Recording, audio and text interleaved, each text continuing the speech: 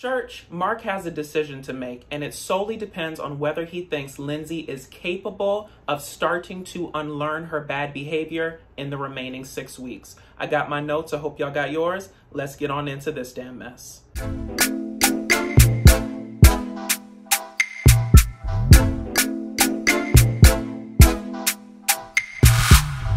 All right, y'all, let's jump right on into our hot topics and talk about this couple's bowling event. I have 3 points.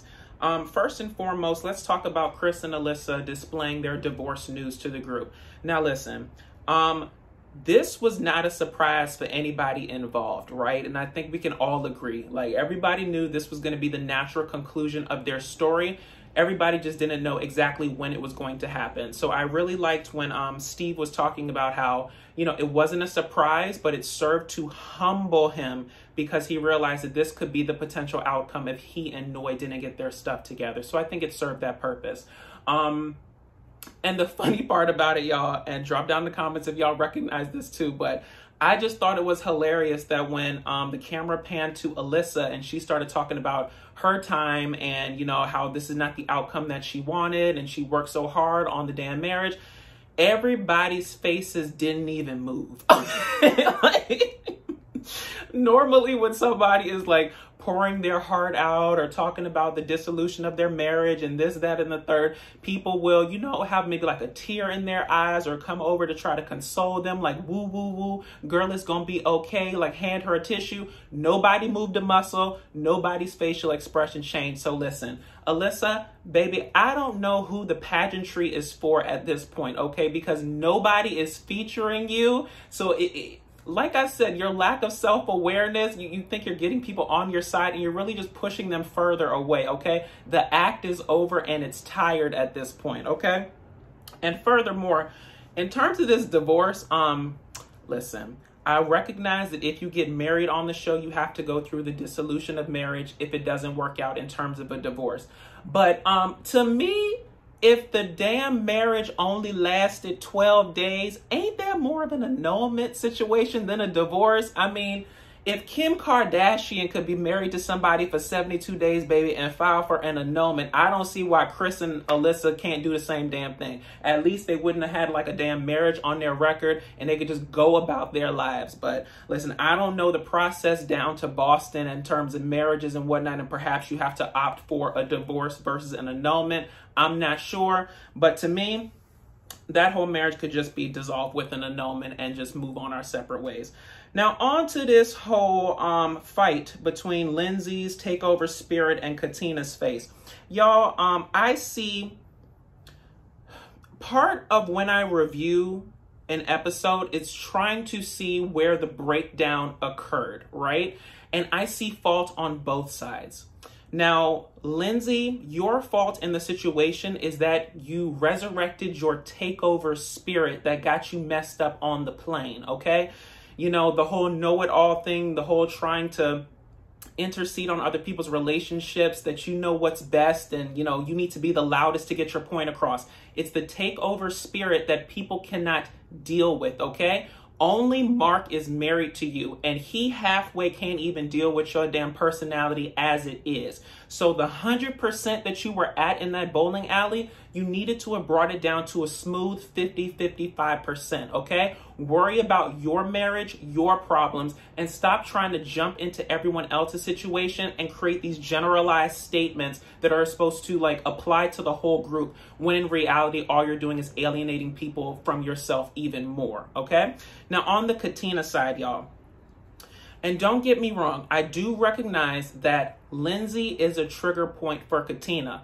But in saying that, do y'all recall back in Puerto Rico when Olajuwon had the conversation with Katina and he basically said, I'm going to need you to get past this, because if you do not get past this, every time you see this lady, every time you're in a conversation with her, every time you're in a room with her, you're going to be sitting on ready, okay?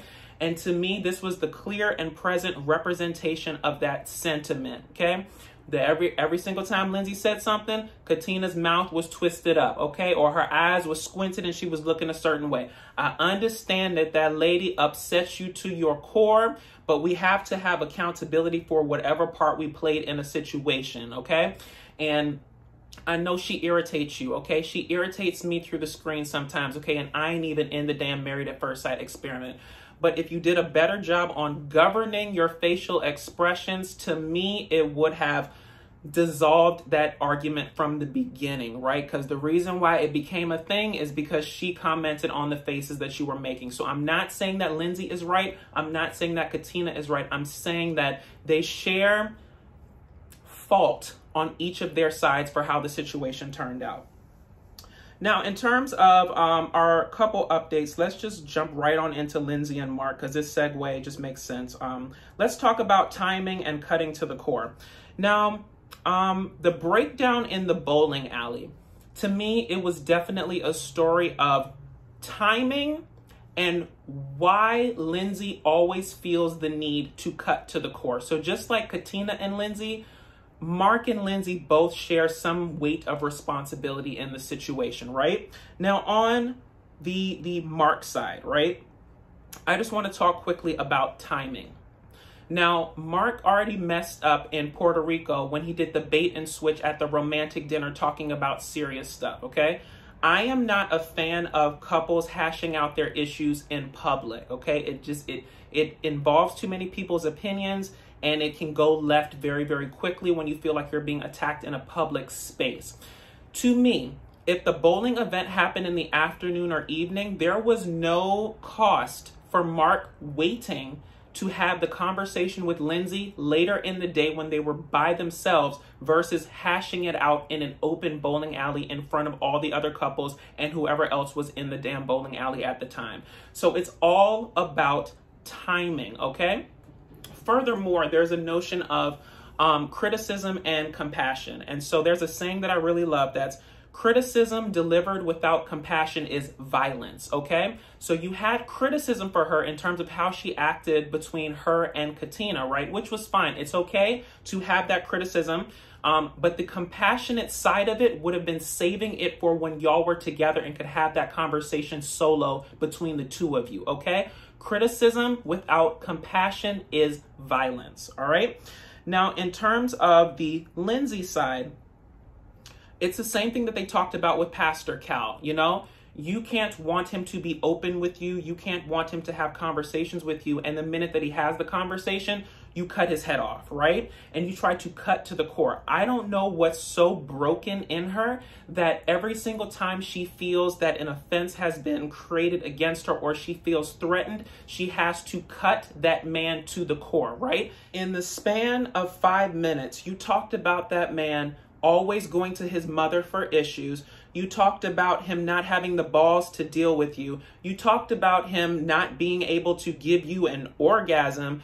And you demean this man's career by saying that he made $60,000 a year selling gym memberships. So where is it that we go from here? Like, what was the purpose of saying all of that stuff other than just to cut him as deep as you perceived that he cut you? And to me, that's the be all and the end all of the situation, right? You're attacking because you feel attacked. And you have to figure out what it is in you that's broken that you feel that every single time there's a perceived infraction, you have to cut to the white meat, okay?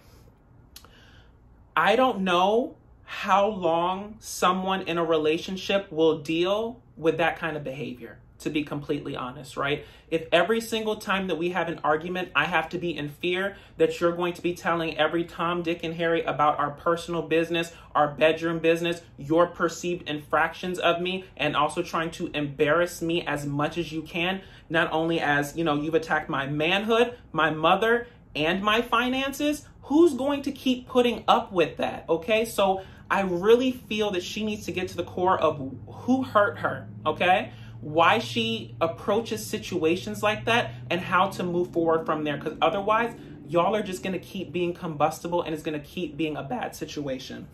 Now, moving on to their Friends event.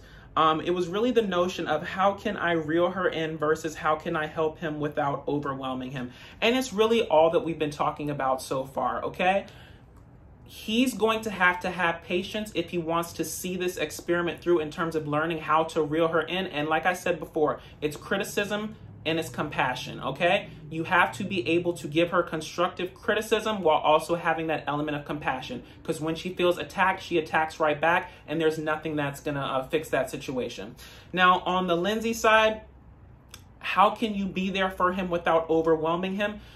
You need to do a better job of, it's not even self-awareness. It's more about situational awareness. And that goes back to the Katina thing. It's situational awareness. It's knowing your audience. So I would implore her to really do a better job of studying Mark and realizing maybe I don't need to be 100% of my personality right now. Maybe I should settle for a smooth 50 to 55% and move off of his energy and go from there. It's all about criticism, constructive criticism, and having compassion with how you deliver it. Now, moving on to Alyssa and Chris and the Single Life Chronicles. Y'all, the first question I asked myself when I started watching this episode was, why are Alyssa and Chris still there? Okay? You know, they dissolved the marriage last time. Chris said he wanted to file for divorce. You thought that that would be the end of their story until perhaps the reunion, right? But then I had to think about it in terms of a personal aspect and also in terms of a production aspect, right? On the personal side, divorce has ripples, okay? It not only affects the actual couple, right? It affects the family, it affects the friends, and in this case, it affects the other couples, right? So it's good to chronicle the after effects of filing for divorce and how it has ripples in all those different areas. So I get that. And on the production aspect, Alyssa may not be our favorite person and Mama may be a walking nutcase, but in terms of production, she is ratings gold, okay? So on that side, they couldn't really let them go immediately because she's good for the show, even though she's not good for the show at the same time, if that makes sense. And drop down in the comments if y'all understand what I mean. Now, moving on to their next point in terms of the stories that they told. As I've said before, I commend Chris for the grace with which he's handled this situation, because he could have taken it much more left than he has, right? He's been very gracious, and he's pretty much just allowed Alyssa to dig her own grave in terms of what she says. You let her start talking and she pretty much digs her own grave in any situation that she's placed in, right? So I thought Chris talking to his family, his friends, the other couples, it was rooted in reality. In terms of Alyssa, I did want to note, y'all, that out of all the people in the wedding that she could have had a sit down one-on-one with at the restaurant, she chose a friend that she says is her good friend, but one that could not make it to the wedding. I want y'all to understand the smokescreenation of the situation, okay? Because there has been no lesson learned, and she's still worried about controlling the narrative of being a good person. So what does a good person do? They drag somebody on the camera who is going to validate what they say because they don't have an opinion of their own, because they were not at the wedding. They did not talk to Chris. They could not form their own opinion about it, right? So whatever I tell you is pretty much gospel, because you don't have any way of combating my narrative with your own experience. So I really wanted to point that out just to show y'all that it doesn't matter the way, shape, form, or experience or situation. Alyssa is still self-unaware and worried about that narrative and being a good person at her core, or what she believes is a good person. Now, moving on to Steve and Noi, which I was very disappointed to talk about them this episode, y'all, because Steve and Noi, they were my most unproblematic couple. Okay, I got enough problems with all the other ones to hash out and handle. I did not need to add Steve and Noi to it, but we got to get into it. So first off, y'all, I want to talk about this doctrine that I have of ALB. And the doctrine of ALB is called always look busy, right? And I learned this doctrine back in my corporate America days, right? And so one of my friends always told me, I worked at an accounting firm, and she always told me, no matter what, whether you have work to do or whether you don't have work to do, always look busy, because you never know who is watching you, right? Now, I want to apply this doctrine to the Steve and Noi situation.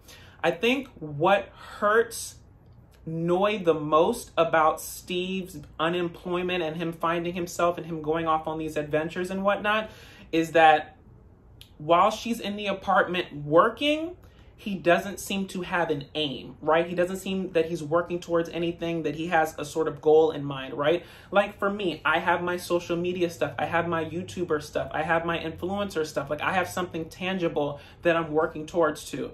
And I think it would help Noi if there was something tangible that she could hold on to, right? You know, he seems to be just taking this sabbatical to find himself, which is perfectly fine, right? But I think it will create some pressure points when I guess she's working from home. And if she's constantly the one that's working from home, looking busy, or, you know, is actually busy doing stuff, and Steve is just there, it creates a problem. So always look busy. I don't care if you actually have something that you're doing or not. Have your laptop out, have meetings that you're taking, be meeting with other people, be doing something, always look busy. Now, I'm not saying that's going to be the be all and end all to fix the situation between y'all, but I think it would help that she doesn't feel like she's the only one that's working towards something, that you also have something that you're working towards too as well.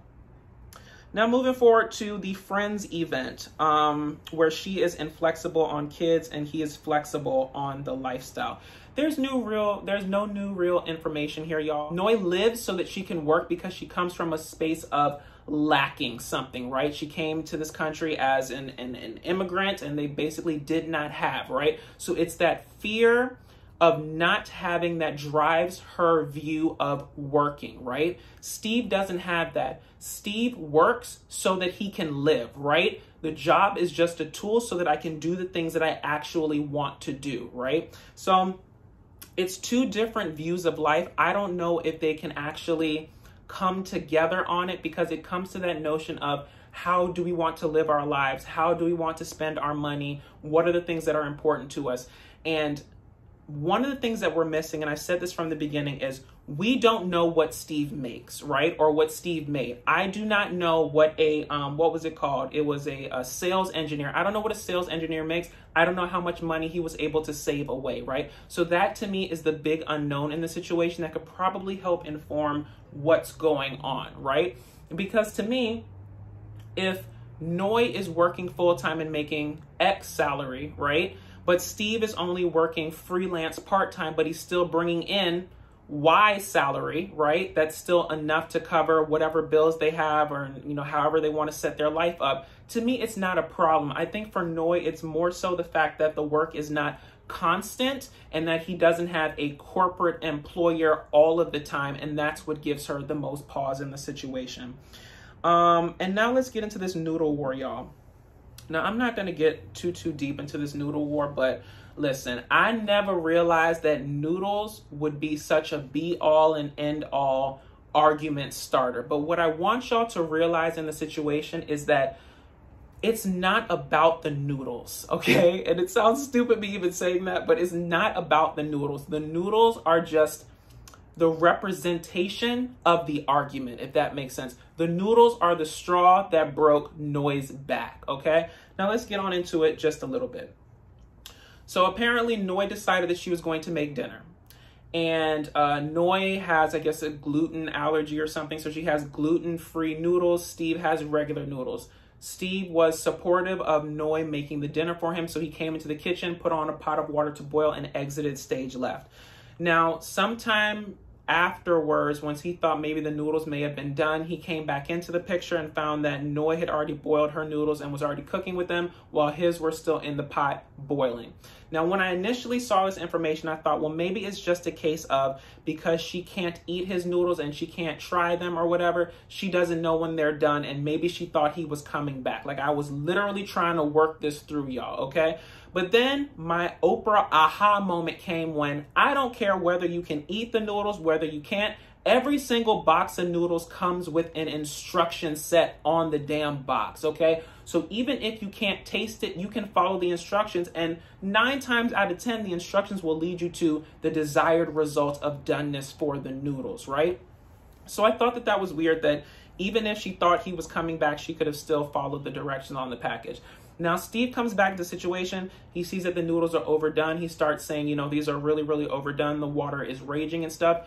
From the camera angle that they had, I did not see anything of alarm, right? I did not see him yelling at her, him flailing his arms, him even speaking in a heightened tone, right? But often it's not what you say, it's how you say it. And if I'm already sitting on ready from other information in the back of my head that I'm already questioning about you, this is just the straw that breaks my back in the situation. And I think that's where it begins and where it ends.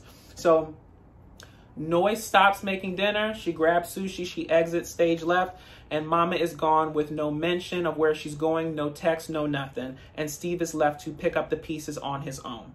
Now, I have no problem with people leaving in a situation when they feel that they've reached their limit. Okay, to me, it's better to take a step away in order to gather your thoughts and move forward from there than to say something that I will regret and cannot take back later, a la Lindsey. But that's another story for another day. Now,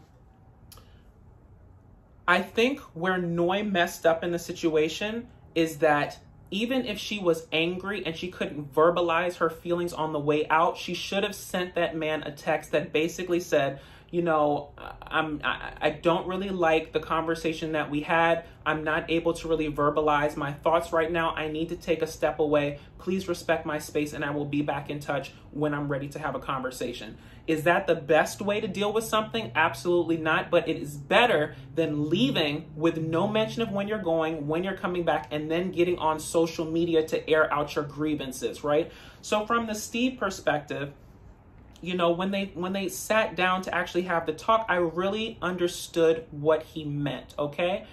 If I have offended you in some way, and let's take the qualification out of it. Clearly, I've offended you, right? Because in order for you to stop making dinner, grab your dog, and exit stage left, I did something wrong. And so I'm apologizing for that. But in that respect, I'm going to need you to realize that how you handled the situation was not indicative of how I want this marriage to go, okay? And I've said this before in my videos. We teach people how to treat us, okay? And in that moment, Steve was trying to teach Noi how to treat him. And I thought he did a really, really good job of how to verbalize that, right? You know, you don't leave, not tell me anything, get on social media and put this ambiguous ass post out to all of our friends and family that says, you know, it's okay to walk away from a situation if it's not serving you. It's okay to say no, or, you know, whatever iteration of what she was trying to say in the situation. It's not okay to do that. To me, that's very passive aggressive. And to me, that will only lead to more passive aggressive behavior. So kudos to Steve for trying to nip that situation in the bud and teach Noi how to treat him, okay? Do I think that this is the end of that situation? No. Just like I said, the noodle situation, it's more of a representation of a larger issue. And it's something that they have to really discuss, right? But I think in terms of framing how we can have conflicts and how we can approach conflict resolution is a good framework for how to approach our life going forward. So moving on from there to Katina and Olajuwon. Now let's talk about when Katina was sitting down with her friend and the friend brought up that Olajuwon never seriously dated a black woman before. Now there are varying directions I can take this conversation, but I don't really feel that it's warranted in this case. I think her friend was in a very protective mode over Katina, which I understand. And in normal situations, if a man is dating somebody that he wouldn't normally date in the past, it would throw up red flags in your head, right? Is this a colorism issue? Do you have a preference for another type of race that you're just not being honest with yourself for? Am I trying to fight a losing battle because at the end of the day, are you not attracted to me? I don't really think that's where we are right here, because I'm going to give Olajuwon the benefit of the doubt that what he says is what he means. And if he says he finds her attractive, he finds her beautiful, and he wants to build a life with her, I'm going to believe him, right? Until he gives me reason not to. Now, more so, in terms of this never dated a black woman conversation, I think we have to frame it in how Katina was framing it, right? And I think part of it was her defending her man, but also part of it was just reasoning through the situation as a rational human being, okay? At the end of the day, Olajuwon is of mixed race. I believe his mother is white and his father is black. Your mother for a child is your first love. It's your first representation of love. It's who you look up to in terms of beauty, in terms of like, in terms of what you view as something that you want in the future for yourself, right? So I don't think it's an issue that he has only dated other raced people. And I don't know if it's exclusively, you know, white, or if it's exclusively like mixed race or other types of races. I'm not sure. Suffice to say, whatever it was, it just wasn't black, right? So I don't think it's a problem from that aspect in terms of how he grew up in his household with a white mother and a black father, right? Furthermore, we do not know the environment in terms of the neighborhood that he grew up in. It could have been predominantly white or predominantly other raced, okay? And at the end of the day, say what you want, but we like who likes us, okay? And so if he was put into situations consistently where people from other races were liking him, then sometimes you just go along with the program and you're like, okay, well, you know, these are the people that like me. I'm going to like them back and move forward from there. It doesn't mean that you don't like something else. It just means that, you know, sometimes the proximity to something breeds the comfortableness of it, right? And I think that's really where this begins and where this ends. I don't really think it's a race thing. I don't really think it's a preference thing. I think it's that he's of mixed race, and I think that he may have grown up in a mixed race environment, okay? So I understand Katina's friends being worried, but until Olajuwon gives us reason to really feel that it could be an issue going down that other road, I think we should give him the benefit of the doubt. Now, in terms of the Friends event, let's talk about adjusting your delivery versus the sex conversation. And it's stuff that we talked about before, y'all. But in terms of Olajuwon's delivery, he can be very, very harsh. He can be very, very assertive. And so I've implored Katina in past reviews to just do a better job of asserting for yourself. Like, if he wants to bring that assertive side out of you, then be more vocal. Don't be a pushover in a situation. Say how you feel, mean what you say, and go forward from there. Now, in terms of the sex conversation, let's spend a moment on this, because from last week to now, apparently they still haven't consummated the marriage. And as we learned before when they sat down with Pastor Cal, the burden is more on the Olajuwon side than the Katina, because she's already said that she's open to it.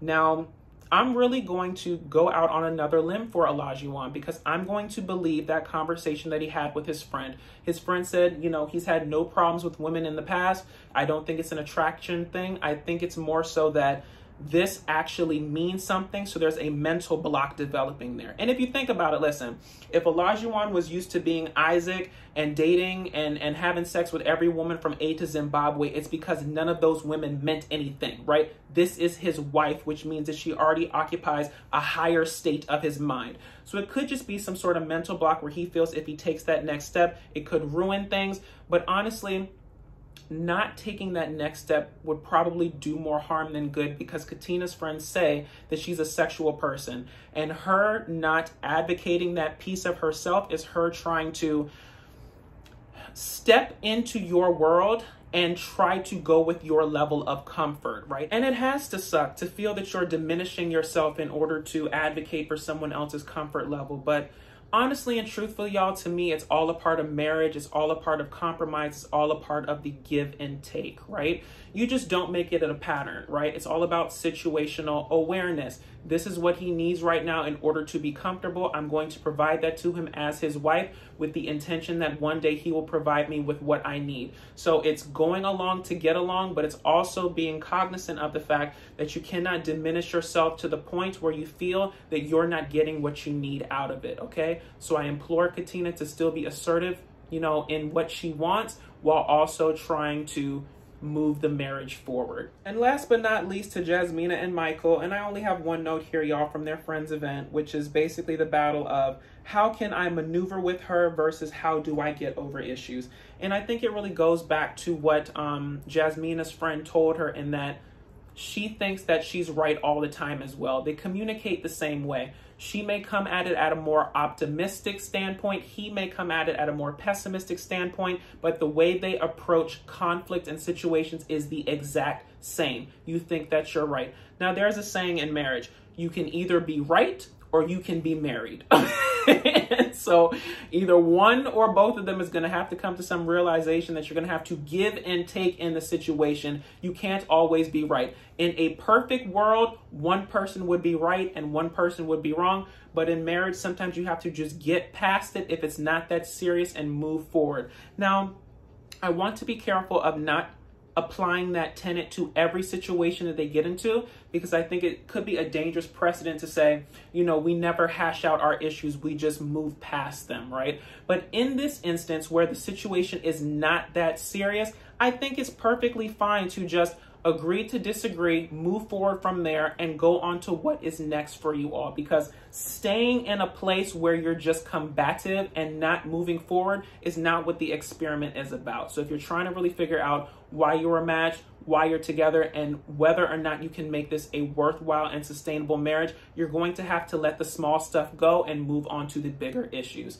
And y'all, I think that's really all I wanted to say about this episode. So if you liked what I said, please feel free to like, comment, and subscribe. Follow me on all social media at DatDamnDasher. And until next time, y'all, read the instructions on the back of the noodle box, because apparently you'll save yourself a whole bunch of stress, struggles, and strife in your life. I'll talk to y'all later. Bye.